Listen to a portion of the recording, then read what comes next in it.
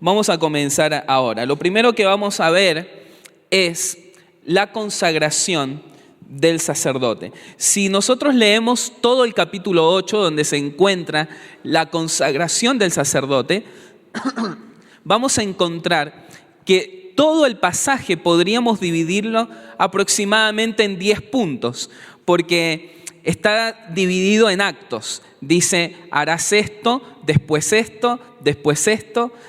aquello. En la NBI dice acto seguido, acto seguido, acto seguido. Entonces el Señor nos simplificó el hecho de poder comprender cómo era la consagración, y más o menos son 10 eventos que tenían que pasar. Lo primero que tenía que pasar en la consagración era que debían ser elegidos. Y esto lo vemos en capítulo 8, me puedes seguir ahí con la lectura. Dice, habló Jehová a Moisés diciendo, toma a Aarón y a sus hijos con él, y las vestiduras, el aceite de la unción, el becerro de la expiación, los 2 carneros y el canastillo de los panes sin levadura, y reúne toda la congregación a la puerta del tabernáculo de reunión. Hizo pues Moisés como Jehová le mandó, y se reunió la congregación a la puerta del tabernáculo de reunión. Y dijo Moisés a la congregación, esto es lo que Jehová ha mandado hacer. Lo primero que vemos es elección. El Señor elige ¿a quién? A Aarón y a sus hijos. ¿Por qué los elige? Una razón es que el sacerdocio estaba vinculado con una familia, ¿sí? ¿Con la tribu de qué? Empieza con Le, termina con Vi. De Leví. Muy bien. De Leví. Ellos, por nacimiento natural, estaban destinados ¿a qué? Al sacerdocio. Y los demás, excluidos. Y uno se pregunta, aparte de haber nacido en la tribu de Leví, ¿qué otro requisito tenían? ¿Qué habrá tenido Aarón que no tenían los demás? Y la verdad que no sabría decirle bien qué. ¿Era perfecto Aarón? ¿Nunca cometió errores Aarón? No, es más, cometió algunos errores bastante groseros. ¿Los hijos de Aarón nunca iban a cometer errores? No. Sin embargo, el Señor los eligió. Y así nos eligió a nosotros. No porque seamos buenas personas o porque seamos perfectos, no por nuestra condición económica, ni porque alguien es más habilidoso que otro, sino por la gracia del Señor. Y esto es importante que nosotros lo entendamos. Esto era un privilegio, era delante de toda la congregación se hacía este acto. No era un acto privado, era un acto público, por lo cual cualquier desorden o cualquier indisciplina que ellos tuvieron, también Dios la tuvo que tratar públicamente. Porque era un honor y un privilegio. Y una responsabilidad muy grande. Por lo tanto, cualquier desviación de esta consagración, Dios la tenía que tratar de una manera severa. El sacerdote representaba, ¿sí?, al pueblo delante de la presencia de Dios. La palabra para sacerdote en el hebreo y en el griego tiene que ver con alguien que es apto para estar en la presencia de Dios. Ahora, vemos que esto era solamente para un grupo, era para los de la tribu de Leví. Pero desde el Señor Jesús, luego de su muerte y resurrección, Él dice la palabra en el libro de Primera de Pedro. Pero ustedes, hablando de nosotros, son linaje escogido, real sacerdocio, está hablando de ustedes, de mí. Nación santa, pueblo que pertenece a Dios, para que proclamen las obras maravillosas de aquel que los llamó de las tinieblas a su luz admirable. Ustedes antes ni siquiera eran pueblo, pero ahora son pueblo de Dios. Antes no habían recibido misericordia, pero ahora ya han recibido. El Señor lo que está diciendo es que nosotros, por nacimiento natural, estamos excluidos de ser sacerdotes, pero por nacimiento espiritual Todos nosotros podemos llegar a ser sacerdotes. Y el Señor a nosotros nos ha hecho un reino de sacerdotes. Esto es hermoso, ¿verdad? Porque entre nosotros hay alguna diferencia. No, somos todos sacerdotes. No porque nosotros seamos especiales. El Señor en el libro de Deuteronomio le va a decir esto: yo no los elegí a ustedes por ser un pueblo especial, pues ustedes eran el pueblo más insignificante de todos. Pero nos ha salvado y elegido para proclamar las maravillas de nuestro Señor. Entonces, si nosotros somos sacerdotes, todo lo que veremos de aquí en adelante sobre la consagración tiene que ver con todos. No tiene que ver con jerarquía entre nosotros. Obviamente, delante de la presencia del Señor, cada uno rendirá cuenta por su labor. Pero el Señor a nosotros, a todos nosotros, nos ha llamado para ser sacerdotes. Nos escogió para esto. Entonces, lo que vamos a leer a continuación tiene que ver con todos. Lo segundo, luego de ser elegidos, debían ser lavados. Dice el versículo 6 del capítulo 8, entonces Moisés hizo acercarse a Aarón y a sus hijos y los lavó con agua. Este era el primer requisito. Luego de elegirlos, había que ¿qué? Ser lavados, ser bañados por completo. Y esto se hace a través de la palabra del Señor entre nosotros. Pero hay algo que me llama la atención. Dice, ¿se bañará el sacerdote? No. ¿Quién lo tenía que bañar? Moisés. Por lo tanto, el acto de humildad delante de Moisés era grande. Él debía bañar a Aarón y a sus hijos y ellos debían dejarse bañar. Y es que hay veces que si nosotros nos lavamos por nuestra cuenta, somos medios selectivos. Y hay lugares que no llegamos muy bien. Yo decía esta mañana que yo tengo acortamiento muscular, ¿sí? Entonces, para refregarme la espalda uso un cepillo porque no llego, ¿sí? No, pues, tengo el brazo cortito, ¿no? Y no llego, ¿sí? Me desgarro si me llego a cepillar. Ahora, ellos debían dejarse bañar. Y hay veces que nosotros hay áreas de nuestra vida que no las queremos lavar y permanecen sucias por mucho tiempo. Pues debemos ser humildes delante del Señor y dejar que Él lo haga. Lo tercero que había que hacer eran vestidos. Dice, y puso sobre él la túnica y le ciñó con el cinto, le vistió después el manto y puso sobre él el efod y lo ciñó con el cinto del efod y lo ajustó con él. Luego le puso encima el pectoral y puso dentro del mismo los urín y tumín. Después puso la mitra sobre su cabeza y la mitra enfrente.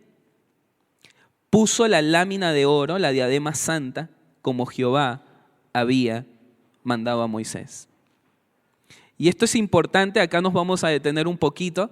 Cuando vimos las vestiduras en el libro de Éxodo capítulo 28, hay algunos que, ¿quién no estuvo en la serie o quién estuvo en la serie de Éxodo cuando vimos las vestiduras? Bueno, bien, hay un gran número que no estuvo, ¿sí? Y esto es importante, ¿de qué eran vestidos ellos? Algo importante cuando ellos eran vestidos, que antes de ser vestidos uno tiene que ser ¿qué? Desnudado. Y ellos estaban delante de Moisés y él los bañó y él los vistió. Porque no se trata de cómo yo me quiero vestir, se trata de cómo Dios me quiere vestir. Y lo primero que ellos debían ponerse es la túnica. Esta era la ropa interior. Lo primero que se ponían. Y esto nos habla de pureza, era de lino fino. Y esta prenda no la veía el público. la veía Dios. Y lo más interno, lo más íntimo en nuestra vida debe ser puro. Me encanta este versículo que creo que expresa bastante. Que las palabras de mi boca y la meditación de mi corazón sean de tu agrado, oh Señor, mi Redentor. Hay veces que en lo público somos de una manera, pero en lo interno, en la meditación de nuestro corazón, hay impurezas. Y el Señor quiere vestirnos de pureza. Quiere vestirnos de verdad. Acá encontramos toda la vestidura, pero era necesario mostrarle toda la vestidura para mostrarle el cinto. Aquí está el cinto. Y este cinto ajusta toda la vestidura, ¿ven? Acá lo blanco se ve un poco de la túnica, el manto, el efod. Y acá está el cinto. El cinto nos habla de verdad. Si no, todo está suelto. Y miren, yo puedo vestirme de un montón de cosas, pero si no tengo verdad, todo pende de un hilo. Ando desajustado. Por eso, la palabra va a decir lo siguiente. Entenderé, nos habla de integridad también.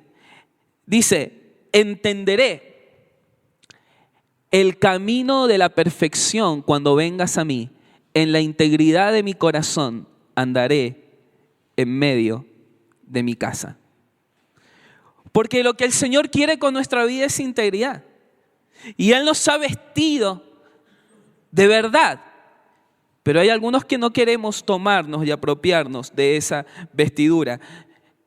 La próxima vestimenta es el manto. ¿Y el manto de qué color es? Azul. Bueno, nos habla del carácter celestial de Jesucristo. Nosotros hemos sido como sacerdotes revestidos ¿de qué? De Jesucristo. ¿Lo ven? Y miren qué interesante. Este es el manto y acá abajo, ahí se lo he puesto en más grande, es la orla del manto. Y tiene campanitas y acá tiene como pompas, que son granadas, es un fruto. Las campanitas y las pompas nos hablan de coherencia. Porque las campanitas, ¿qué hacen? Bien, ruido. Ruido. Y el fruto, ¿sí? Es la pompa. Por lo tanto, entre el ruido que nosotros emitamos y lo que digamos y el fruto que demos, nuestro testimonio, tiene que haber coherencia. Y el Señor esto está pensando para nuestra vida. Así fue el Señor. Siempre hubo coherencia entre lo que Él decía y entre lo que hacía. Luego se vestía del efod. Esto es el efod. Acá arriba, allá arriba en los hombros, tenía piedras de ónice. Son estas. Por lo tanto, nos habla de servicio y de intercesión. Porque aquí, ¿sí? Que lo vimos en la anterior, cuando entraba el sacerdote, llevaba al pueblo de Israel con los nombres en sus hombros. Por lo tanto, al entrar en la presencia del Señor, Él llevaba simbólicamente las cargas de todo el pueblo. Y el Señor ha pensado en que su pueblo, su reino de sacerdotes, sea un pueblo intercesor, en donde nos llevemos las cargas los unos a los otros. Miren, es necesario que nos preguntemos si estamos llevándonos las cargas los unos a los otros. Porque eso lo pensó el Señor cuando nos vistió de esta manera. Es necesario que estemos orando en la iglesia los unos por los otros. Es necesario, esto es complementario con lo que viene ahora, que nos llevemos en el corazón. El pectoral, aquí está en grande, ¿lo ven?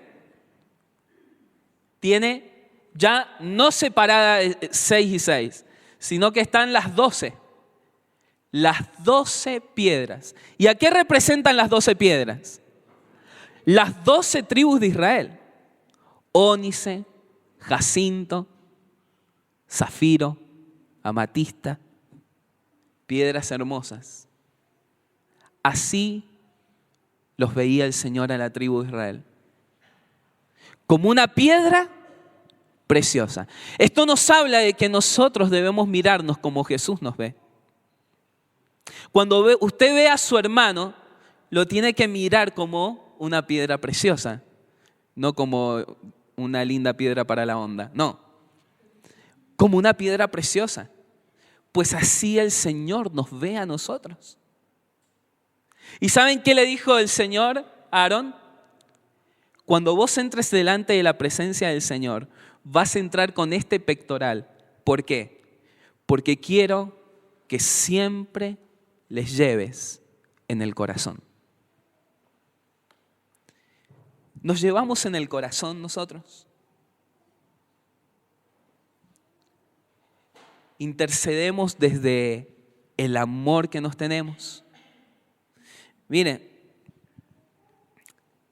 hay algo que me gusta. En cada piedra estaba ¿qué? El nombre. Cuando Dios trata con nosotros, trata por nombre. Y hay veces que si hacemos un ejercicio sencillo y nos miramos los que estamos aquí, ¿les sabemos el nombre a todos? Y usted tal vez dirá, bueno, pero es que eso es responsabilidad de algunos. No, somos un reino de sacerdotes. Todos nosotros tenemos la responsabilidad de interceder los unos por los otros, de llevarnos las cargas y de llevarnos en el corazón, de amarnos profundamente, entre todos. Porque aquí no hay ningún sumo sacerdote, somos todos sacerdotes. Y necesitamos apropiarnos de ese rol, porque es a lo que el Señor nos ha llamado. Miren, lo que dice Filipenses en el capítulo 1, el apóstol Pablo había entendido esto. Capítulo 1 dice, doy gracias a Dios cada vez que me acuerdo de ustedes. ¿Usted da gracias al Señor cada vez que se acuerda de sus hermanos? Debemos dar gracias por nosotros. Y dice, en todas mis oraciones, por todos ustedes, siempre oro con alegría. Es decir, que cuando el Señor se acordaba de Timoteo, cuando se acordaba de Aristarco, que se acordaba con nombre, se le dibujaba una sonrisa. ¿Y saben por qué? Porque entendió esto. Dice, es justo que yo piense así de ustedes, porque los llevo en el corazón. Debemos amarnos profundamente. Y el Señor debe ayudarnos en esto. Debían vestirse también. ¿Vieron? En la anterior, aquí, este es el pectoral. Y esto era un bolsillito. Ahí dentro había un bolsillito, estaba como doblado. Y allí dentro metían el urín y el tumín. Algunos dicen que eran piedras, algunos dicen que eran trozos de pergamino, pero la realidad es que el sentido era el discernimiento. Ante cualquier decisión que tenían que tomar, ellos acudían a esto. ¿Alguno aquí tiene el urín y el tumín? El Espíritu Santo. Se nos ha dado el Espíritu Santo para discernir la voluntad de Dios. Ahora, dígame, cuando tiene que tomar una decisión, ¿cuánto tiempo pasa delante de la presencia del Señor esperando una respuesta? Ante cualquier decisión ellos acudían al sumo sacerdote. Y ante cualquier decisión usted no tiene que acudir ni al cuerpo pastoral, tiene que ir delante de la presencia del Señor y que el Señor le diga, ¿esto es así o no? ¿Saben qué significa urín y tumín?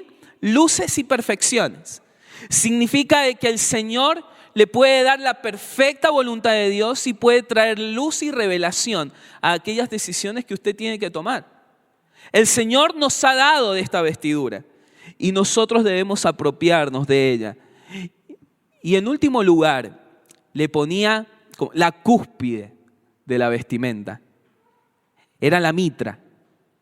La ponía sobre su cabeza. ¿Por qué sobre la cabeza? Porque la santidad empieza en la mente. Aquí. Y todos veían que aquí decía santidad a Jehová. Y eso es lo que el Señor espera de nosotros. Nos ha vestido. El propósito de estas vestiduras era hermosura y gloria.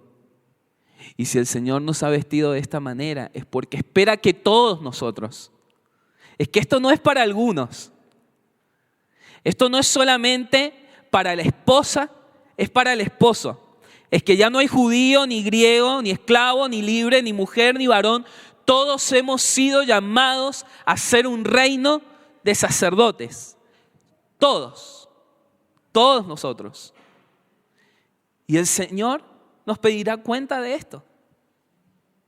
¿Cómo estamos viviendo nuestro rol sacerdotal? En cuarto lugar, debían ser ungidos. Mire lo que dice este versículo. Estamos todavía en capítulo 8. Y tomó Moisés el aceite de la unción y ungió el tabernáculo y todas las cosas que estaban en él y las santificó. Es decir, que había que ungir para santificar.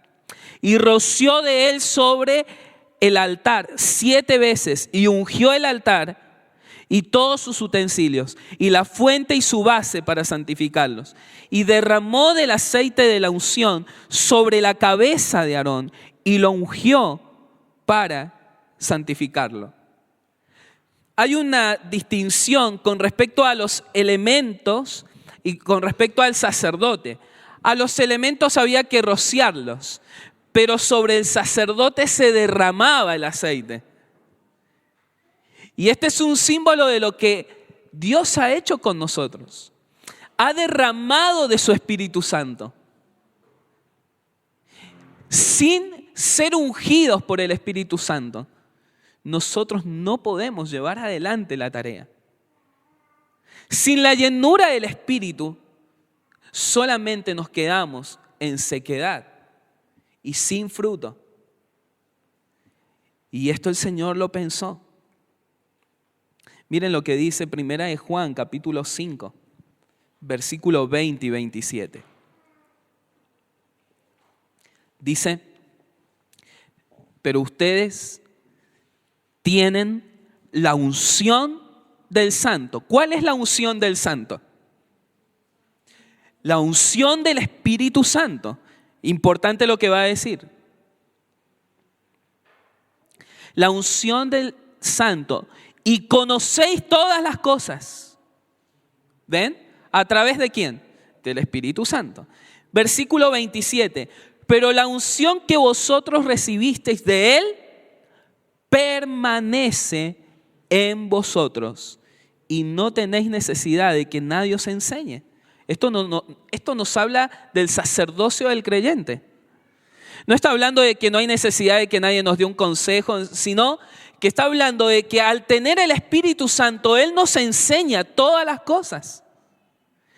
Y aquel que ha sido ungido por el Espíritu puede discernir entre lo bueno y lo malo. En quinto lugar, ellos morían a sí mismos. Dice el versículo 14. Luego hizo traer el becerro de la expiación y a Aarón y sus hijos pusieron sus manos sobre la cabeza del becerro de la expiación y lo degolló. Y Moisés tomó la sangre y puso con su dedo sobre los cuernos del altar alrededor y purificó el altar y echó la demás sangre al pie del altar y lo santificó para reconciliar sobre él. Aquí había que ofrecer una ofrenda por el pecado de ellos. Y ellos debían identificarse con este animal. Por lo tanto, ponían sus manos sobre el animal, reconociéndose que Animales. Decían, yo soy un animal. Entonces, se reconocían animales. ¿Qué se reconocían? Pecadores. Y reconocían que ellos debían morir. Entonces tomaban al animal, le ponían la mano sobre la cabeza, presionaban diciendo, este animal, como nos explicaba Jorge, era un acto vergonzoso, ¿no? Porque este animal estaba muriendo por ellos. Y si hay algo que nosotros debemos reconocer en nuestro rol de sacerdotes es que todos nosotros somos pecadores.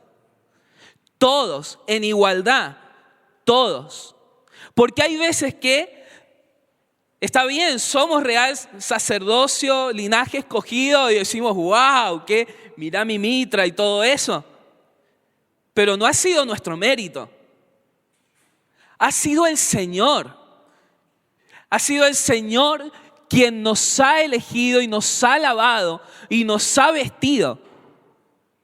Ha sido Él. Y ellos reconocían todos sus pecados. Los hebreos hacen una distinción entre algunos versículos que es muy interesante. No solamente reconocían que eran pecadores, pedían perdón por sus pecados referente a sus placeres. Y dice, después tomó de la grosura. Para los hebreos la grosura, los intestinos tenían que ver con los placeres más profundos. Es más, no sería muy alejado a nosotros. ¿Le gustan los chinchulines? ¿Le gustan? Son saludables, ¿no? La otra vez, qué chinchulines, ¿no? Bien grasientos, así, una grosura, y son ricos, pero son malos. Pero bueno, que el Señor nos perdone por comer los chinchulines. Pero fíjese, la grosura, los placeres más profundos. Pedían perdón por sus pecados referente a sus emociones. Los riñones, el hígado. Poco de esto lo explicó Jorge la semana pasada, esto de una patada al hígado, la irritabilidad. Es más, muchos hebreos pensaban, hay algunas traducciones muy antiguas cuando habla del ser, no se refiere solamente al corazón, sino a los riñones. Hablando de los deseos y emociones más profundas del ser humano. Pedían perdón por sus enojos, ¿sí? Por sus emociones desordenadas, por las amarguras. Se identificaban por completo. Pedían perdón por su carnalidad. Esto tiene que ver con la carne y la piel y por toda la inmundicia, el estiércol. Y esto nos habla de que ellos entendían que no había nada bueno en ellos. ¿Lo ven? No había nada bueno. Nada. Y esto es bueno que nosotros lo entendamos. Porque nos creemos buenos a veces. Y el sacerdote tenía que decir, yo merezco morir como todos nosotros. Todos, sin excepción, somos pecadores y merecemos el castigo de Dios. Luego de entregarlo y lo degollaban y se ensangrentaba este animal, viene una parte hermosa para nosotros, pobre animal, pero bueno, quebrantamiento y adoración era el próximo paso. ¿Ven? Después, luego, esto se ve en el capítulo 8, miren lo que hacían. Después, y solo después, esto es importante, hizo que trajeran el carnero del holocausto. Y Aarón y sus hijos pusieron su mano sobre la cabeza del carnero y lo degolló. Roció Moisés la sangre sobre el altar alrededor y cortó el carnero en trozos. Y Moisés hizo arder la cabeza y los trozos y la grosura. Lavó luego con agua los intestinos y las piernas y quemó Moisés todo el carnero sobre el altar. holocausto de olor grato, ofrenda encendida para Jehová, como Jehová lo había mandado a Moisés. Entonces, y solamente entonces, luego de haber ofrecido esta ofrenda por el pecado y entendían que ellos debían haber muerto, pero venía alguien sustituto por ellos. ¿Saben qué hacían? Preste atención a esto. Ellos lo que hacían era, traían otro animal, lo ofrecían en holocausto. ¿Se acuerdan del holocausto que era? Era una ofrenda ¿de qué? Olor grato, bien, pero era voluntaria. ¿Sí? Ellos voluntariamente ofrecían esto en modo de agradecimiento. Pero este es un cuadro muy fuerte. Porque ellos están diciendo, como alguien murió en mi lugar, yo me identifico con otro animal y digo, yo muero también. ¿Lo ven? Yo muero también. Mi cabeza se entrega al Señor y arde, consagrada para Dios. Mi vida en trozos nos habla de quebrantamiento para Dios. Ya no yo, es Cristo. Y todo, ¿lo ven? Es importante ese todo. Si hay algo que se encarga Dios en Levíticos es repetir. Repite. Cuente después, léalo a Levíticos la cantidad de veces que dice no. Cuéntelo. El Señor está buscando un pueblo y quiere que se consagre para Él. ¿Y por qué lo pide? Porque Él se entregó de todo por nosotros. Les voy a poner un ejemplo. El ejemplo es bastante crudo y triste, pero es para que nosotros comprendamos un poco el cuadro trayéndolo terrenalmente, y ni terrenalmente llega a alcanzar lo que nuestro Salvador ha hecho por nosotros. Tal vez los padres puedan entenderlo un poco más, pero no va a ser difícil de comprender. Imagínese, usted tiene un hijo o un nieto o la persona que más ama aquí en la tierra. Y a ese hijo le diagnostican una enfermedad terminal. No hay posibilidad de vida para él o ella. ¿Lo tiene aquí? Y viene una persona, amiga suya, que lo ama a usted y ama a su familia. La única posibilidad de que se salve su hijo, o usted, o la persona que más ama, es que alguien le dé un trasplante del órgano que está necesitando. Y este amigo saca su órgano y se lo da. ¿Cómo sería su reacción hacia este amigo? Agradecimiento por un día. El hijo, el ser amado, que estaba destinado a la muerte, le es vuelto a la vida porque alguien se ofreció. Esto es verdad con Jesucristo y aún más terrible. ¿Por qué? Porque Él nos ha librado a nosotros y a nuestra familia del fuego eterno, de la perdición eterna.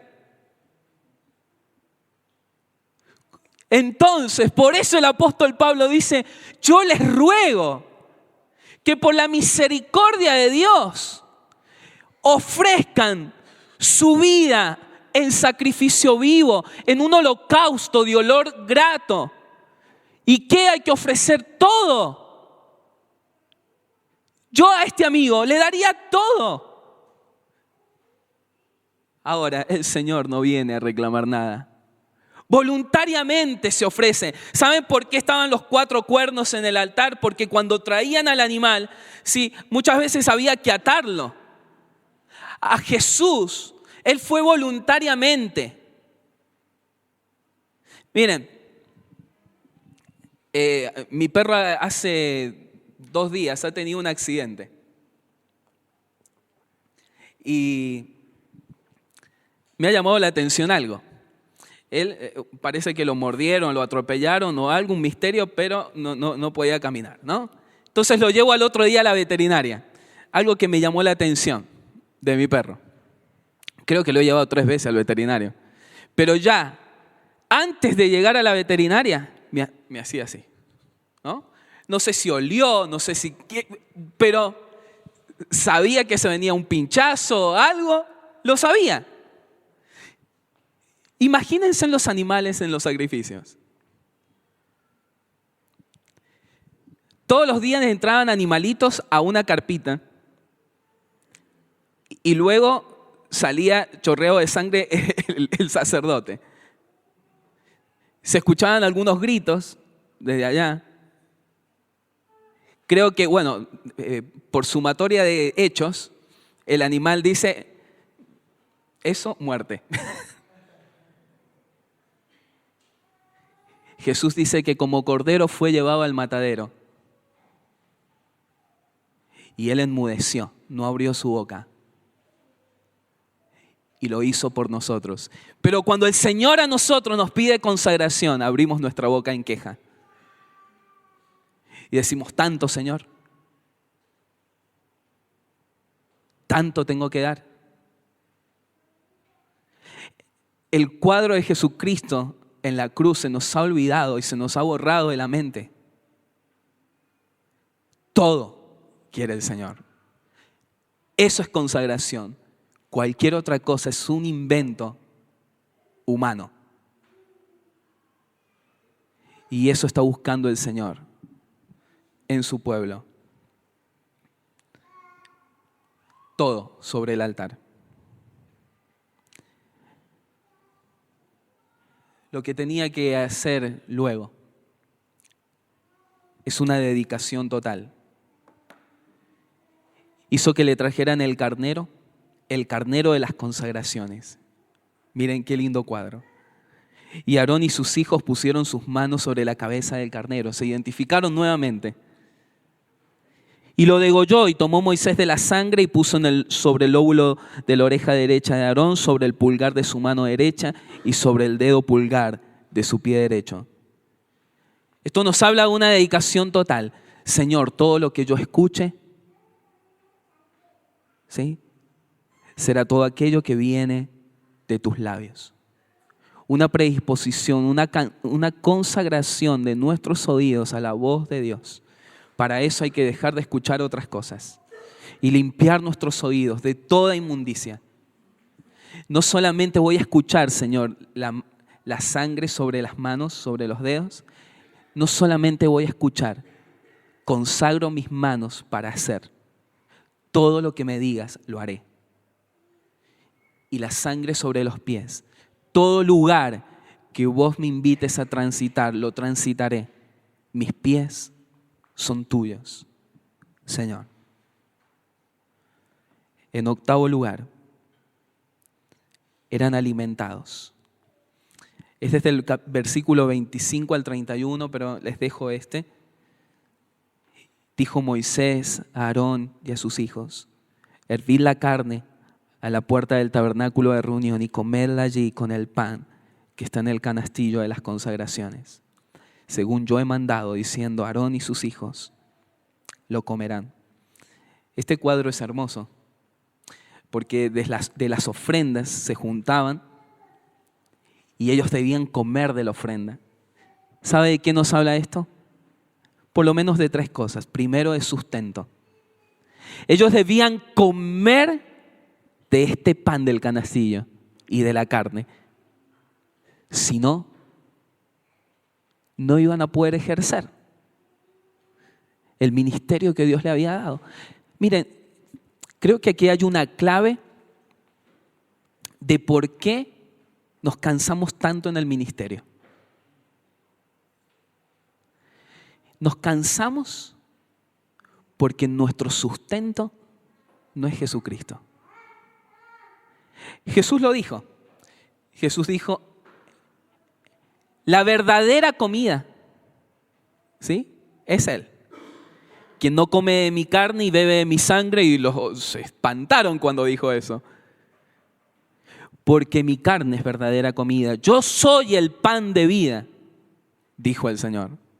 Y nos cansamos, pero es que queremos llevar la obra del Señor adelante sin comer del Señor mismo. Debían comer de la ofrenda. Y hay algo que también nos enseña aquí.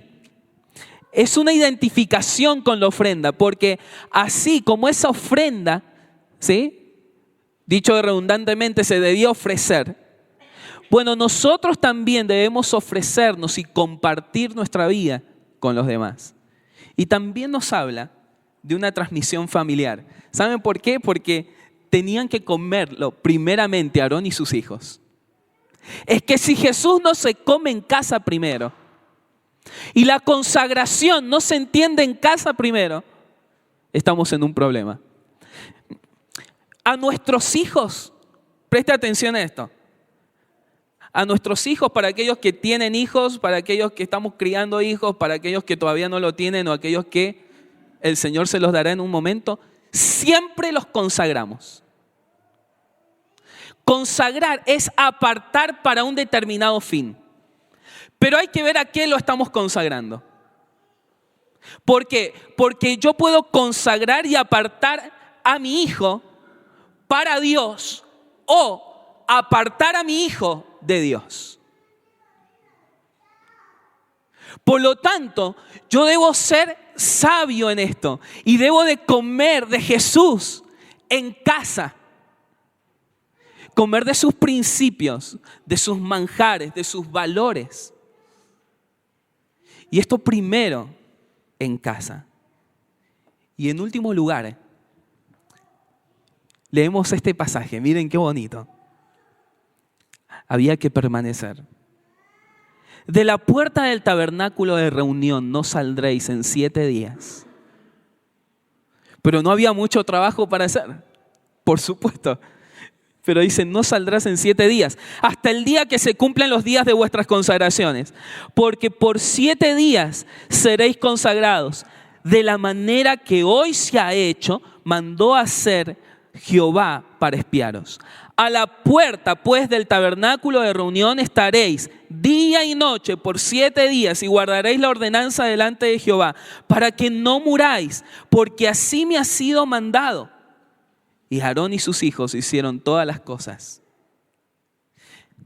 ¿Sabe de qué nos habla esto? La consagración. Y siquiera anótelo esto, porque no debe olvidarse esto de nuestra mente. La consagración no es un evento, es un hábito. Por 7 días. No es un día a la semana. Son los 7 días. No es durante el día, es el día y la noche. Durante todo el día, ¿qué hay que hacer? Pues el Señor los estaba adiestrando para que ellos entendieran que no había lugar más importante donde estar que en la presencia de Dios. La consagración solamente es posible en intimidad con el Señor. Lo demás es cuento. Hasta ahora no han salido del tabernáculo y debían quedarse 7 días. Es que podemos estar haciendo muchas cosas, pero si no hay intimidad, entonces no es consagración. Eso no es adoración. Puede ser actividad, puede nombrarse de otra manera, pero Dios quiere, lo más importante de nuestra vida es intimidad con el Señor. Marta, Marta, estás ocupada y turbada, estás con muchas cosas, le dijo el Señor. Y tu hermana ha escogido, ¿qué?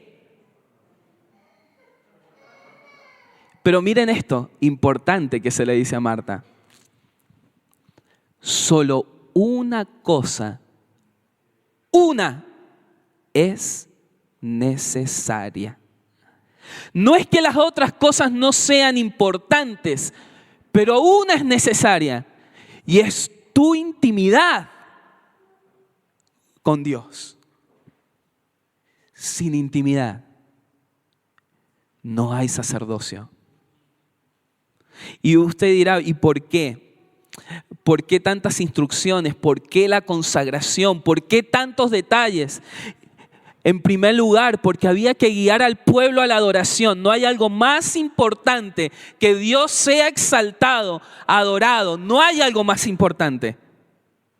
Por lo tanto, ellos tenían que hacer eso. Lea después Levíticos 9, no vamos a tener tiempo ahora, pero dice al octavo día. ¿Cuándo al octavo? ¿Luego de qué? De haber sido quebrantados, luego de haber sido ungidos, de haber sido vestidos, luego de pasar tiempo de intimidad con el Señor. Entonces, y recién entonces, vas a salir. En segundo lugar, bueno, me fui al tercero y cuarto. Comunicar verbalmente y en forma práctica la manera en que Dios quiere que el pueblo se acerque. Esta era la tarea del sacerdote. Y esto es importante. Fíjense, solamente lo menciono la primera frase del capítulo 9 de Levíticos, versículos 3 y 4. Dice, luego hablarás. ¿Saben qué estaba diciendo aquí? Luego de haber hecho todo esto con vos, Aarón, todo esto, y luego de haber pasado tiempo conmigo, te vas a presentar al pueblo y vas a decir lo siguiente: todo lo que yo hice allá en el tabernáculo en intimidad, ahora ustedes lo van a hacer. ¿Te das cuenta qué importante es esto? Porque luego de haber experimentado la vestimenta, el quebrantamiento, la adoración, la intimidad, luego y recién luego hablarás. Todo lo que Aarón debía invitar al pueblo a realizar, ya lo había hecho él antes en intimidad. Y esto es sumamente importante. No podemos pedir sacrificios si nosotros no lo hacemos en definitiva. Si no es algo contradictorio. No podemos motivar al evangelismo si nosotros no lo estamos haciendo. Luego hablarás. No podemos hablar sobre servicio y nosotros estar sedentarios espiritualmente. No podemos hablar sobre intimidad con Dios y nosotros no pasar tiempo de intimidad con Dios. No podemos invitar a quemar todo y nosotros estamos dando solamente una parte. No podemos hablar de reconciliación y nosotros estar enemistados entre nosotros. No podemos hablar de comunión entre los hermanos y nosotros no compartir la vida. Luego hablarás. Luego de experimentar mi presencia, mi intimidad, entonces estás capacitado para salir y hablar, Aarón. Si no, es humo. No te van a creer. Es que esto no se ve en vos, querido.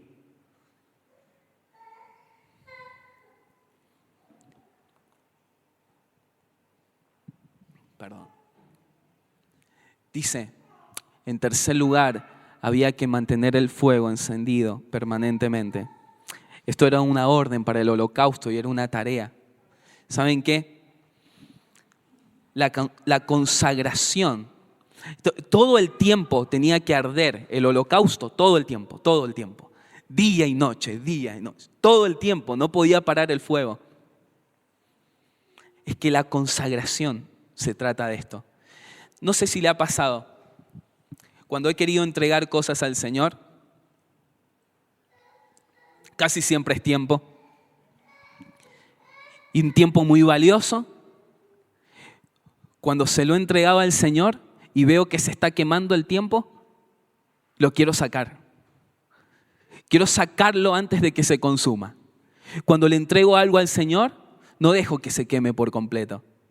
El Señor dice, hay que dejar que se queme todo, porque todo es de Él. La consagración no es por unos años. La consagración es para siempre. Agarre un auto, quémelo. ¿Le sirve luego? Si se quema por completo. No. Bueno, el Señor dice, yo quiero que me lo entregues y se queme todo. No vaya a ir a incendiar su casa ahora, por favor. Pero el Señor quiere que le entreguemos absolutamente todo. La consagración no es por partes. No es, Señor, yo te entrego mi mente, pero no te entrego mi corazón. Te entrego los domingos, pero no los demás días. Señor, te voy a entregar mis dones, pero no mis habilidades. No estás entendiendo. Es todo puesto al servicio de Dios. Y yo trataré de interceder por el pueblo de Dios. Se nos ha ido el tiempo, pero solamente vamos a mencionar, últimos 5 minutos, hubo gente que no entendió lo que era consagrarse. Dios quiera que estemos más del lado de Aarón que del lado de sus hijos. ¿Saben qué? Leemos este versículo solamente del capítulo 10. Acompáñenme. Ya terminamos. Nadab y Abiú, estos eran los hijos llamados al sacerdocio, también ungidos de la misma manera, vestidos, pasando tiempo ahí supuestamente, no entendieron nada. Hijos de Aarón, tomaron sus respectivos incensarios y después de poner en ellos fuego y echar incienso sobre él, ofrecieron delante del Señor fuego extraño que él no les había ordenado. Y de la presencia del Señor salió fuego que los consumió y murieron delante del Señor. Desviaron lo que era la consagración. Todo aquello que nosotros hagamos y está fuera de la palabra y está fuera de como Dios lo estableció, Él dijo que su pueblo lo debe adorar de cierta manera y ya vimos cómo debe ser. Ya vimos cómo debe ser la consagración. Si lo hacemos de otra manera, eso es fuego extraño. Por lo tanto, lo que ellos hicieron es no respetaron lo establecido. 12 veces dice, yo así lo mandé, yo así lo mando, así lo mando, así lo mando, así lo mando. 12 veces. Y ellos hicieron al contrario. Si usted lee capítulo 8, capítulo 9, va a decir luego, ¿sí? Dio un orden de cómo debía ser la adoración y la consagración. Y ellos no respetaron ese orden, hicieron como ellos quisieron. Segundo, usurparon el derecho del sumo sacerdote. Ocuparon un lugar que no les correspondía. No valoraron el ejemplo de su padre Aarón. Si usted ve capítulo 8 y capítulo 9, ¿sí? Y entra al capítulo 10, me gusta cómo la NBI entra al capítulo 10, porque dice pero. Entre el 8, 9 y el 10 hay un contraste. El mismo fuego del capítulo 8 que aceptó el sacrificio de Aarón, es el mismo fuego que en el capítulo 10 sale y los consume en fuego a ellos. El mismo, fíjense esto, la consagración en el capítulo 8 y la ofrenda que entrega Aarón generó en el pueblo fiesta y gozo, pero en el capítulo 10 el fuego extraño generó luto y tristeza en medio del pueblo. No entendieron que la adoración para Dios es algo serio, trascendente y reverente. Toda persona que tomó la adoración en la palabra, que jugó con la adoración, murieron. Murieron. Caso de Nadab y Abiú, caso de Usa cuando tocó el arca del pacto, Ananías y Zafira. Jugar con la adoración. Y con que me consagro, no me consagro, estoy jugando en entrega, no, es un poquito, eso es incienso extraño. Dios estableció cómo debía hacerse. Ministraron dominados por sus placeres. Si usted lee capítulo 10, versículo 8 y 9, se se va a instituir una ley sobre que los sacerdotes no pueden ofrecer las ofrendas estando ebrios. Entonces muchos comentaristas unen esto y dicen, bueno, capaz que ellos han estado ebrios. Es que el Señor nos dijo que nosotros debíamos ser llenos. En el pasaje del Espíritu Santo de la llenura dice, no se embriaguen con vino, sino sean llenos del Espíritu. Y hay veces que nosotros realizamos el ministerio dominados por cualquier otra cosa, por envidia, por enojo, por amargura, por cualquier cosa, pero no dominados por el Espíritu Santo. Y esto es fuego extraño.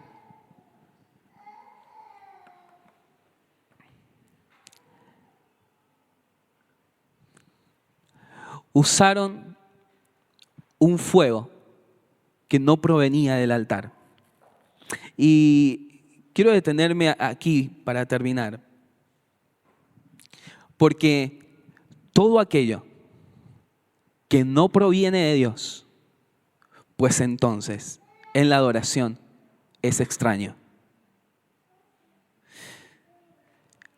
Hoy por hoy, bueno, ¿por qué digo esto? El fuego con el cual debía ser encendido era un fuego sobrenatural que estaba en el altar de bronce y Dios lo proveía.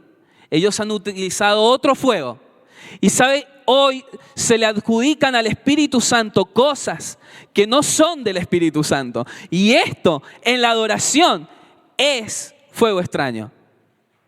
Vendría a ser como una blasfemia contra el Espíritu. ¿Saben en qué? Porque al Señor le dijeron esto. Le dijeron en el pasaje de la blasfemia del Espíritu Santo, libro de Marcos, le dijeron esto al Señor. Vos hacés estas obras y las hacés ¿bajo qué? Bajo el espíritu de Belcebú. En definitiva, adjudicaban esas obras que eran del espíritu a otro espíritu. Y hoy se hace lo mismo inversamente. Le adjudican al espíritu obras que son del enemigo. El espíritu sella, el espíritu santifica, el espíritu convence de pecado, trae iluminación con respecto a la palabra, convence al mundo de pecado, de juicio. Pero el espíritu no hace dar hipo, no hace que personas vayan gateando por todo un salón. El espíritu lo que hace es que le adoremos en espíritu y en verdad. ¿Cómo es el pasaje que leías de Pedro? Sobrios. Sobrios. Discernimiento para distinguir lo bueno y lo malo. Y hoy hay mucho fuego extraño, hay cultos extraños, hay oraciones extrañas. El incienso extraño, incienso son oraciones. Hay oraciones extrañas, predicaciones extrañas, doctrinas extrañas, alabanzas extrañas, adoración extraña, sacrificio extraño, sacerdocio extraño, ministros extraños, ofrendas extrañas, revelaciones extrañas. Esto no es algo que el Señor quiere. El Señor quiere consagración de verdad y se logra en intimidad. Ellos actuaron sin discernimiento y actuaron sin temor de Dios. Por eso el Señor, termino con este pasaje, así que nosotros, que estamos recibiendo un reino inconmovible, seamos agradecidos.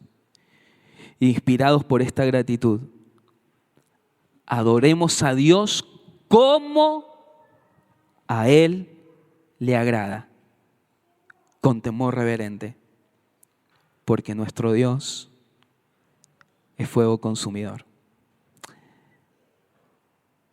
Me encanta este pasaje porque mezcla la alegría y el agradecimiento con el temor reverente. Y una cosa no quita la otra. Pero el Señor nos llamó a todos a ser sacerdotes. Busca consagración el Señor. Quiero invitarle a que incline su rostro para terminar en oración.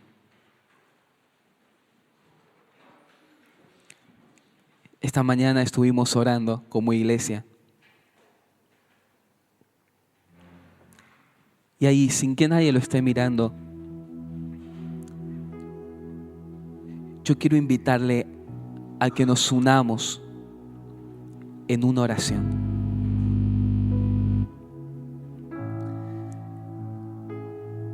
El Señor nos ha llamado.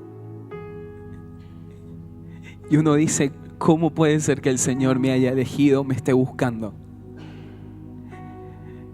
Es que el Señor te está viendo como una piedra preciosa. Y vos no estás viendo lo que Dios puede hacer con tu vida. Dios te ha llamado para que salgas de las tinieblas a una luz admirable y proclames las maravillas del Señor. Que puedas acudir a ese llamado. Es el anhelo de Dios. Y te invito a que juntos podamos rogar al Señor por una iglesia consagrada, donde todos sus miembros estén consagrados verdaderamente. Que roguemos por un despertar espiritual al contemplar la hermosura de la santidad de Dios. Que podamos rogar por una iglesia que adore en espíritu y en verdad, no en mentira y en falsedad. Que roguemos por una iglesia que sirva a Dios con gratitud y reverencia, movilizados por el sacrificio de Jesús. Que roguemos por una iglesia que permanezca contemplando la presencia de Dios en intimidad, donde todos sus miembros han experimentado lo que es habitar en su presencia. Y al contemplar su hermosura, salgamos impulsados a compartir el Evangelio, porque conocemos a nuestro Salvador. Que roguemos por una iglesia donde se pueda decir lo mismo que se dijo de Juan el Bautista. Él es una antorcha encendida. Por una iglesia que arda día y noche en medio de este mundo oscuro. Dios nos eligió para vivir vidas consagradas. Lo demás es mediocridad. Lo demás es mentira.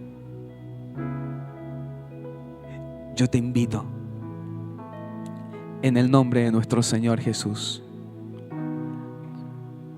a que dejes que el fuego consumidor de Dios consuma nuestra vida por completo. Y te quedes contemplando cómo todo arde. Y des gracias a Dios de esa manera. Señor, te agradecemos